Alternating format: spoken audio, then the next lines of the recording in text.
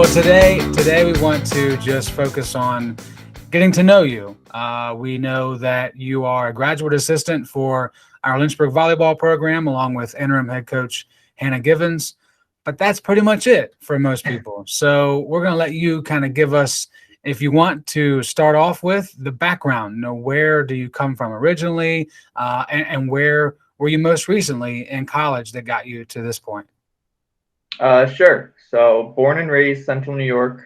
I'm from the Syracuse area. Most people know us for Syracuse University, big time sports fan myself. After that, I moved for school just about hour and a half away to the Finger Lakes. I went to Wells College, had the time of my life there, great 4 years. Played volleyball for all 4 years there, had just the best time. The lakes are beautiful, gorgeous. And after graduation, I hit the good old career trail. I got a job in finance, and a year into it, I said I needed a master's, and this Lynchburg popped up on the map, and it seemed like the perfect fit. Well, that's interesting because I didn't realize that you had the gap year there after graduation.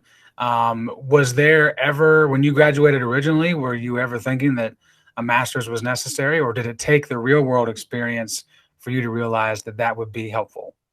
It definitely took the experience. I graduated being dead set against a master's degree. I was one of those guys. I did school my whole life. I don't need more school. And you get out there and you realize there's a ton of stuff you don't know and stuff you're never going to know. And it doesn't hurt to learn. Yeah, no question. I mean, knowledge is power, and the more you can get, the better off you are. Now, I want to go back a little bit. Obviously, you mentioned you played volleyball at Wells College. In this area specifically, and where I've grown up, men's volleyball is not something that you can pick up just at any high school or any college for that matter. So, was it just being raised in that area where you were exposed to the sport more that wanted you to get into it, or where did the inspiration come to play men's volleyball? Uh, that's a great question. The Northeast is really just like a hotbed for the D3, D2 men's volleyball level. And I got interested probably eighth or ninth grade. I got dragged to like just an informational meeting by my friends. And from then on out, it kind of just clicked. Going up through high school, I started getting some college looks. And at the time, I didn't think it was possible. And then you realize there's a ton of opportunities, and the D3 is just like the best of both worlds. Yeah, I think we have a lot of people in our world that agree with that. Certainly, Yeah. that's why we are where we are. Let's talk about the Lynchburg part of it. Obviously, you saw there was a position open, but then you still have to go through the process of applying and interviewing and checking out the campus, kinda during all of this. What for you was a big selling point, other than obviously the grad school opportunity, but you still had to feel pretty good about your comfortability level with this program too. Yeah. So the funny thing is, I hadn't seen campus till I got here. I didn't take a virtual tour. I had done none of that. I had heard from everyone I talked to that Virginia is a beautiful place. The mountains are gorgeous. What really drew me in was just the ability to coach and get the masters. I heard great things about Lynchburg athletics, just the whole tight knit family group, and the idea of working as an assistant coach in my early 20s for a college program was just something I jumped at.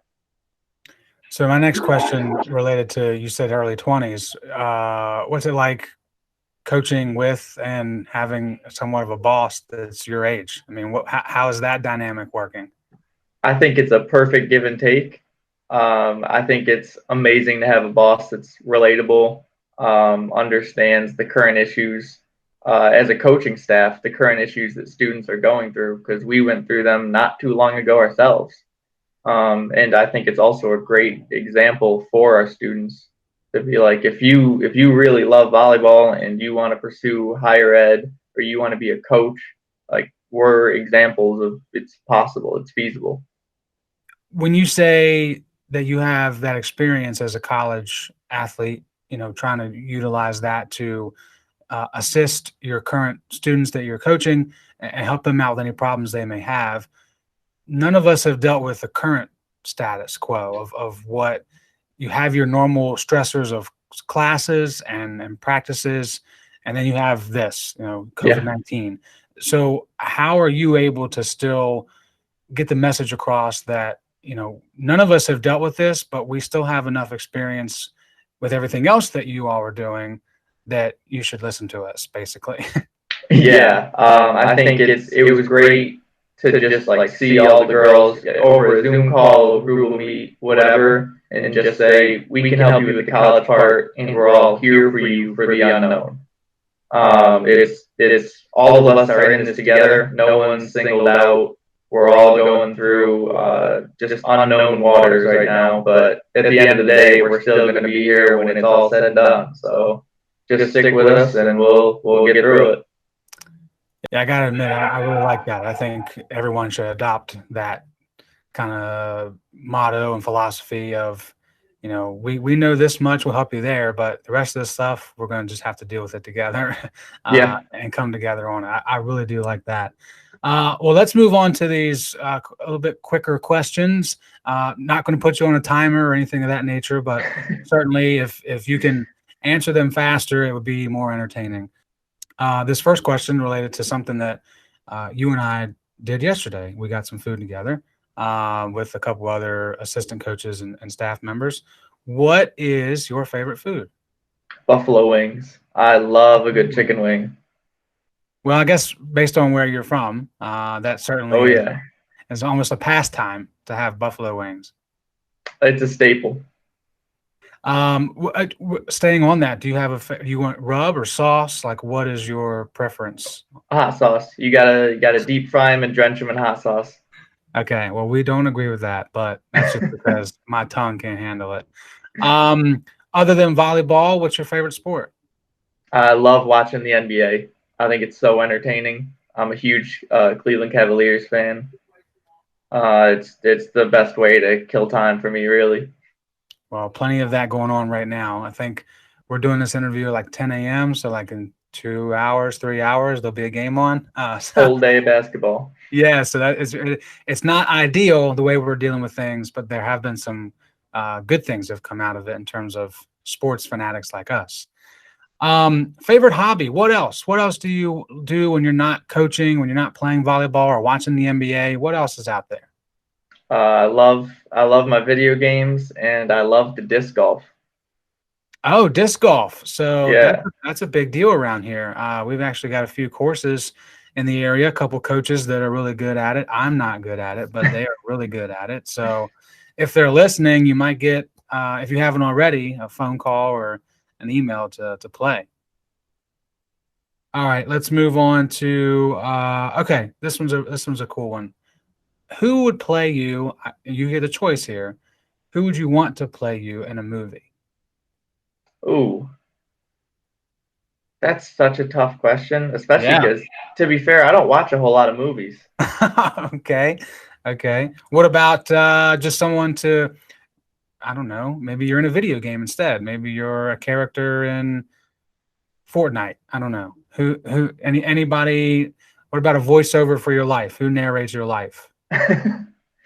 Yeah, I'm gonna go with a cop-out answer here and just say Morgan Freeman with a voiceover can never go wrong with that. No, you cannot. No, you absolutely cannot. Anybody who refutes that just isn't paying attention. Coolest place that you have traveled in your life? Not too long ago. I don't really say it's like an exotic place. I went to Burlington, Vermont, and I love it there. I love the University of Vermont. I think it's such a cool area up there on the lake. It's such a cool little college town. That was probably my most recent trip that I really enjoyed. Yeah, I don't think it has to be an exotic spot to be the coolest, certainly, because I agree with you. As someone who went to the New England area last year, especially this time of year, it's tough to beat. Yeah, it is. It's just gorgeous. All right, three more here. What is, in your opinion, and could be a couple things here, the biggest misconception about volleyball? What do people not quite understand that you think, they should take more time to get to know it a little bit better? First, that it's just a harder version of don't let the balloon hit the floor. It's not like that. Second, whatever you see on like the commercials of people playing beach volleyball and they're having a good time, whatever, for like sunblock, it's not like that either. And yeah, I guess that's kind of it. I think we get a good amount of respect. Yeah, I would say so too, but I haven't heard that one about the balloon hit the floor thing. Yeah, So yeah. that's a good one. That's a good one for sure. Trust me, anybody who's watched it especially at a collegiate level, it ain't easy. That's for sure. Okay, two more things here. Who or what inspires you? Who gets you up out of bed, or what gets you up motivated to move on throughout the day? I guess that one has to go back home. That one's my parents through and through. Always looked up to my dad. He's been a super good role model for me. And my mom has always been there no matter what I needed. And it's just kind of one of those things where it's like when I get to that point, like I can hope that I can do half the job they did, just kind of trying to pass it on. Yeah, definitely. If you have that solid foundation as a kid, you're set up for good things in the future for sure. Last thing here, who do you seek for, or what do you seek for advice when it comes to coaching? Is there anybody that you reach out to, or is there a group or a website or whatever it might be? How do you find the advice to be prepared every day as a coach? I go back to my college coaches, Mark Lucas, Jim Nichols. They've both helped me learn so much. And again, there's so much I don't know that they have stored up in here from experience. And I just ask them a question and I get so much more information than I ever needed. So it's always good to catch up with them. Yeah, I find that as well. The good mentors are the ones that almost annoy you with how much stuff they throw at you because you can't handle it all. 100%.